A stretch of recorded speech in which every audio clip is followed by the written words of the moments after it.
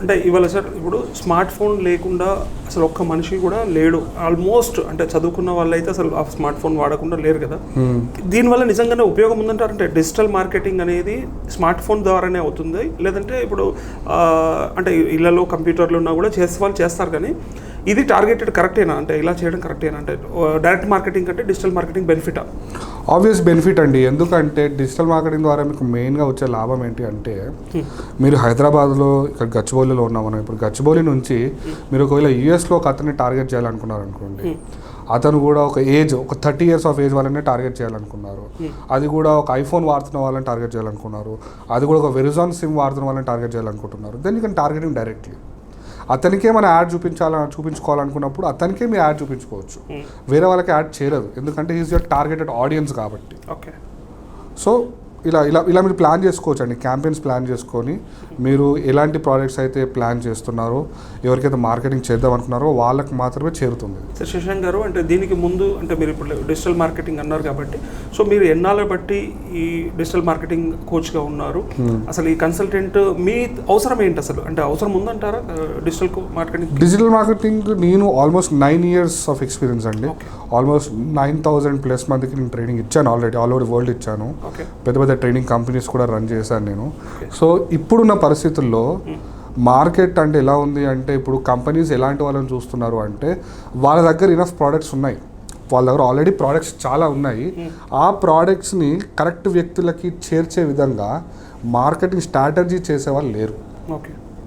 Okay, అంటే ఈ particular product వీళ్ళకి చేర్చాలి, ఈ పర్టికులర్ ప్రోడక్ట్ వీళ్ళకి చూపించాలి అన్న టైంలో ఈ డిజిటల్ మార్కెటింగ్ ఎంటర్ అవుతుంది. అలాంటి స్కిల్ మీరు నేర్చుకోగలిగితే దెన్ డెఫినెట్లీ ఇట్స్ యూస్ఫుల్ అండి.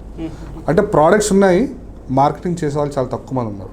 మళ్ళీ మార్కెటింగ్ అనగానే ఫీల్డ్ మార్కెటింగ్ కాదు, ఇంట్లో కూర్చొని కంప్యూటర్ ముందు కూర్చొని ఆ particular product details, benefits, features కానీ అడ్వాంటేజెస్ కానీ తెలుసుకొని ఆ పర్టికులర్ ప్రోడక్ట్కి ఆడియన్స్ ఎవరిని టార్గెట్ చేస్తే మనకు ఆ ప్రోడక్ట్ సేల్ అవుతుంది అని తెలిస్తే సరిపోతుంది. Then digital marketing is very useful. Okay. So మీరు 9 years ముందు అంటే వచ్చినప్పుడు ఎలా ఉండింది పరిస్థితి, ఇవాళ ఎట్లా ఉంది? ఏమన్నా చేంజెస్ వచ్చాయా? చాలా చేంజెస్ వచ్చాయండి. ఎలాంటి ఇప్పుడు పర్ఫెక్ట్గా చెప్పాలంటే, అమెజాన్ చూడండి, దొరకని ప్రోడక్ట్ అంటూ లేదు దాంట్లో. ఇప్పుడు చిన్న పిల్లగాడు కూడా, మా అబ్బాయి కూడా నైట్ పోగానే డాడీ నాకు అమెజాన్లో ఇది బుక్ చేయాలి, వాడే ఫోటో ఓపెన్ చేసేసుకొని వాడే బుక్ చేసుకున్న పరిస్థితి వచ్చింది. టాయ్స్ అని కొడతాడు, టాయ్స్ రాగానే వాడే ఎత్తుక్కుంటాడు, వాడే బుక్ చేసుకుంటాడు. అంటే ఇప్పుడు అందరికి రీచ్ అయింది, చాలా రీచ్ అయిపోయింది. ఇప్పుడు బెస్ట్ ఎగ్జాంపుల్ ఏంటి అంటే, ఇప్పుడు ఎన్నికల సమయంలో కోట్ల రూపాయలు పెడుతున్న సమయంలో డిజిటల్ మార్కెటింగ్ కూడా చాలా చాలా చాలా ఉందండి. ఇప్పుడు ఒక ఎమ్మెల్యే ఒక మాట మాట్లాడారు అనుకోండి, దానికి కౌంటర్ ఎలా ఇవ్వాలి, ఏ పద్ధతిలో కౌంటర్ ఇవ్వాలి, ఏ ప్లాట్ఫామ్ వాడుకోవాలి మనము, రైట్? ఇప్పుడు ఒక వస్తువు కొనుక్కోవాలి అనుకోండి, ఏ ప్లాట్ఫామ్లో అడ్వర్టైజ్ చేయాలి.